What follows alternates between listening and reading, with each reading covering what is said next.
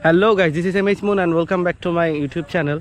Today I will give you guys a short review about this new Gixxer FI ABS. এই বাইকটা এখন বাংলাদেশের খুবই একটি জনপ্রিয় বাইক। আমি আজকে কিছু কিলোমিটার চালিয়েছি বাইকটা। আর দেরি না করে চলুন ভিডিও শুরু করা যাক।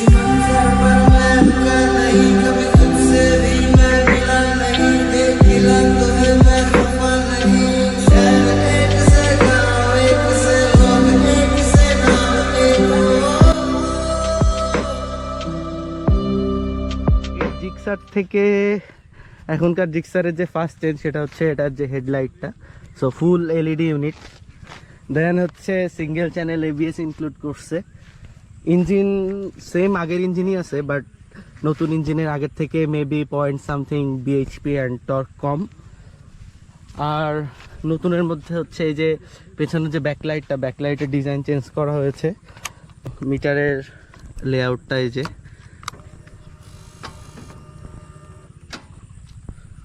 so let's start.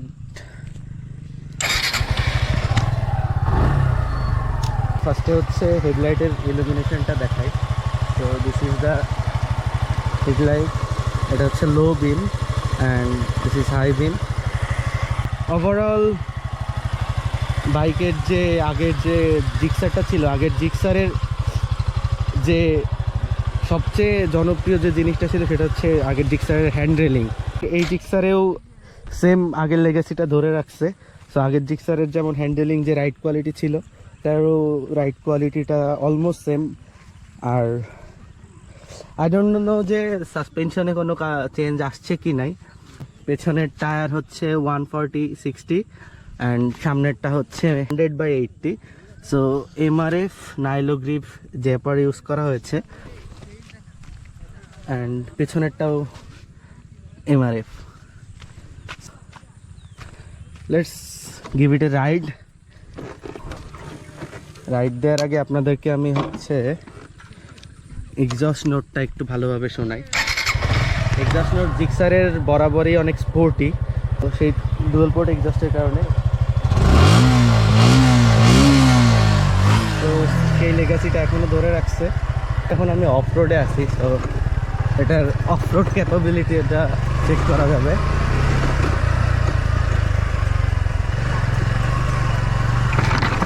Of road বলতে খুবই ভয়াবহ অফ রোডে আছি।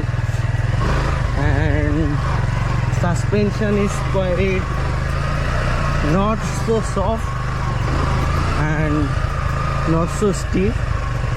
সাসপেনশনের যে কোয়ালিটি মোর অর লেস আগের মতোই।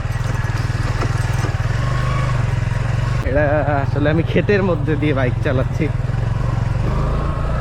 পেছনের অন রোডে উঠে এটা আসলে আমি এটার অন রোড পারফরমেন্সটা বলতে পারবো।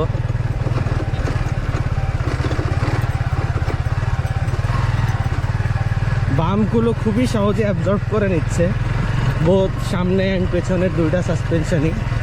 ফলে হচ্ছে আমি এটার অফ রোড রাইড কোয়ালিটিটা চেক করতেছি। My friends are chilling here. Suspension is out of 10 I will give this bike 8.5 in terms of suspension, because commuter বাইকের সাসপেনশনটা খুবই মেজর একটা জিনিস। রেয়ার ভিউ ভিজিবিলিটি ভালোই, খারাপ না। সুইচ গিয়ারগুলো আগের মতোই আছে। তো এখনকার যে ম্যাক্সিমাম বাইকগুলোতে হচ্ছে অলওয়েজ অন হেডলাইট, তাই হেডলাইট অন অফ সুইচ আছে। Now let's give it an acceleration test.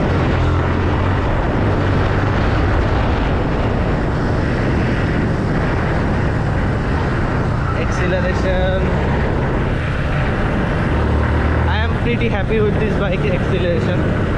Bikeর acceleration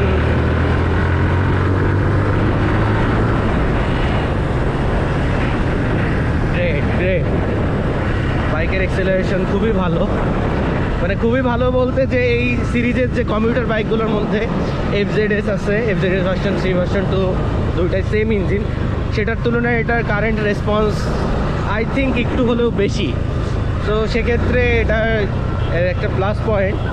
R riding stability জোস। তো অবশ্যই এটা আগের জিক্সার থেকে আপডেটই। And one thing that's give this বাইকে লিটিল এক্সট্রা বুস্ট, যেটা হচ্ছে এটার কর্নারিং ক্যাপাবিলিটি। এটার কর্নারিং ক্যাপাবিলিটি জোস এক কথায়। পেছনে 140 সেকশনের যে রেডিয়াল টায়ারের পারফরমেন্স, সামনে একটা 100 সেকশন। অ্যান্ড এমআরএফের যে গ্রিপ বাংলাদেশের রোশনের জন্য আই থিঙ্ক এতক্ষণ চালিয়ে যদি বলেন যে কোনো নেগেটিভ পয়েন্টের মধ্যে একটা নেগেটিভ পয়েন্ট সেটা বলতেই হয়, সেটা হচ্ছে এটার টার্নিং রেডিয়াস। এটার টার্নিং রেডিয়াসটা কিছুটা কম লাগছে আমার কাছে, যেহেতু মানে আই হ্যাভ এ ভার্সন 3, সেটা তো স্পোর্টস বাইক। বাট আমার মনে হয় স্পোর্টস বাইকের তুলনায় যেহেতু এটা কমিউটার বাইক, এটার টার্নিং রেডিয়াসটা আর একটু বেশি হলে ভালো হতো। টার্ন নিতে গেলে একটু হলে প্রথমে আনইজি লাগবে, পরে আশা করা যায় যে আস্তে আস্তে অভ্যাস হয়ে যাবে। সো মোরলেস নেগেটিভ পয়েন্টের মধ্যে আরেকটা নেগেটিভ পয়েন্ট তো সবার জানাই আছে, সেটা হচ্ছে যে ইঞ্জিনের পাওয়ার। এখন কমিউটার বাইকে যে আমার ইঞ্জিনের পাওয়ার দরকার সেটা না, আর প্রত্যেকটা বাইকেরই আলাদা এক একটা ক্যারেক্টার আছে। সেই হিসাব করতে গেলে this is a good deal. And now let's talk about the value for money. So এই সেগমেন্টের মধ্যে with ABS now 4V ABS launch হয়েছে, FZS ভার্সন 3 এবিএস আছে now this one. I think যে বাইকের দাম, এটার FI ABS এর বাইকের দাম হচ্ছে 2,40,000। সেদিক থেকে যদি বিবেচনা করা যায়, এটা থেকে ইঞ্জিনের পাওয়ার 4Vর বেশি। 4Vর এবিএসটা এখন আমি চেক করে নাই, আই হ্যাড এ 4V যেটা মানে নন এবিএস 4V ছিল, সেটা নিয়ে আমি খুবই হ্যাপি ছিলাম। বাট এই বাইকটার যদি নেগেটিভ পয়েন্ট আরেকটা যদি আমাকে বলতে বলেন, সেটা হচ্ছে এর প্রাইসটা যদি অ্যারাউন্ড 2,20,000-এর মধ্যে আসতো, I think this will be a great package. Because আরও অফিসিয়াল FZS ভার্সন 3-র দামও এখন 250+। সেদিক চিন্তা করতে গেলে এটা যদি 2,20,000-এর মধ্যে এই বাইকটার দাম থাকতো, তাহলে এটা এই বাজেটের মধ্যে বেস্ট বাইক হতো। অবশ্যই আপনি পারফরমেন্সের কথা চিন্তা করলে 4Vতে আপনি পারফরমেন্স বেশি পাবেন।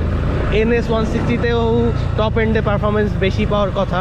I don't have any idea about NS, but যতদূর আমি ইউজারদের কাছে শুনছি সেক্ষেত্রে NSও গুড ডিল। বাট NSটা আসলে আমাদের দেশে এরকম মার্কেট পেল না। তো যাই হোক, যেটা নিয়ে কথা বলতেছিলাম, তো ওভারঅল যদি আপনি চিন্তা করেন যে you can afford a premium commuter and your budget is around 2.5 lakhs, এর মধ্যেই আসলে কনফিউশনটা ক্রিয়েট হয় যে আমি FZS ভার্সন 3 নিব নাকি হচ্ছে জিক্সার নিব।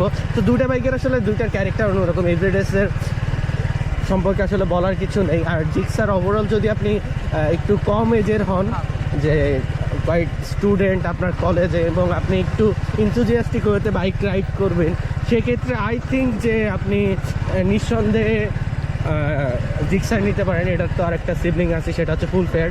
তো সেটা নিয়ে পরে অন্য কোনো ভিডিওতে কথা বলা যাবে। যদি আপনি নেকেড কমিউটারের কথা বলেন, তো আমার কাছে যদি নেগেটিভ পয়েন্ট একটা হচ্ছে এটার প্রাইসটা যদি 2,20,000-এর মধ্যে হতো, this will be a great package. And যেহেতু এখন প্রাইসটা নিয়ে আর কিছু বলার নাই, তো যদি মনে করেন যে আপনি you can afford, you don't regret. যদি আপনার প্রাইসে ঝামেলা না থাকে, এই বাইকটা নিয়ে আপনার রিগ্রেট করার কথা না। এটার আসলে আমার কাছে ড্যাশটা খুবই ভালো লেগেছে। সব ইম্পর্টেন্ট ইনফরমেশনগুলো আছে, যে gear position indicator, RPM, overall trip meter, also you got a clock. So more or less I think this will be a smart choice and this look sexy. To be honest, যে commuter বাইকের মধ্যে at first যখন এই বাইকটা launch হয়েছিল, তখন আমার কাছে খুব বেশি ভালো লাগতেছিল না। বাট দেখতে আস্তে আস্তে I quite like this bike looks. আপনার যদি বাজেটে কোনো ঝামেলা না থাকে আর আপনি একটু স্পোর্টি রাইডিং প্রিফার করেন, ইনথুজিয়াস্টিক ওয়েতে রাইড করার, so I think this will be a great package overall. Can tour with this bike. Also off রোডেও এই বাইকটা মোটামুটি ভালোই পারফর্ম করছে। আমাদের দেশে তো আসলে এক্সট্রিম অফরোড অলওয়েজ, মানে মেন যে হাইওয়েগুলোই আসলে এক্সট্রিম অফরোডের মতোই। তো সেক্ষেত্রে ভাঙা চোরার মধ্যে আপনি খুব সহজে বাইকটা নিয়ে ম্যানুভার করতে পারবেন। আপনার বাজেট ড্রাইভে প্রবলেম না থাকে, you can definitely go for this bike. আর কিছু যদি মিস থাকে অবশ্যই কমেন্টে জানাবেন, আই উইল রিপ্লাই।